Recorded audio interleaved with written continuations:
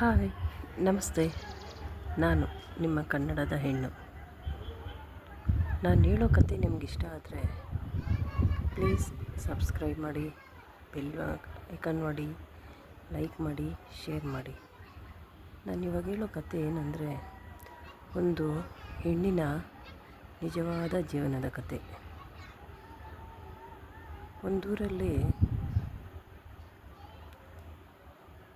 ಒಬ್ಬ ಹೆಣ್ಮಗಳಿದ್ರು. ಅವರಿಗೆ 3 ಜನ ಅಣ್ಣಂದಿರು, 3 ಅಕ್ಕ, ಒಬ್ಬ ತಂಗಿ ಇದ್ದರು.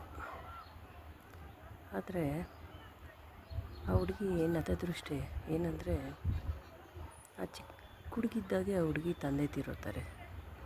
ಆ ತಾಯಿ ತುಂಬ ಕಷ್ಟ ಬಿದ್ದು ಆ ಮಕ್ಕಳನ್ನ ತುಂಬ ಕಷ್ಟ ಬಿದ್ದು ಬೆಳೆಸ್ತಾರೆ. ಆ ಬೆಳೆಸಿದ್ದು ಹೇಗೆ ಅಂದರೆ, ಆ ಹೆಣ್ಮಕ್ಳಿಗೆ ಒಬ್ಬ ತಂದೆ ಇಲ್ಲ ಅನ್ನೋ ಕೊರಗನ್ನು ಮರೆಸೋ ಅಷ್ಟು ಪ್ರೀತಿ ಕೊಟ್ಟು ಬೆಳೆಸ್ತಾರೆ.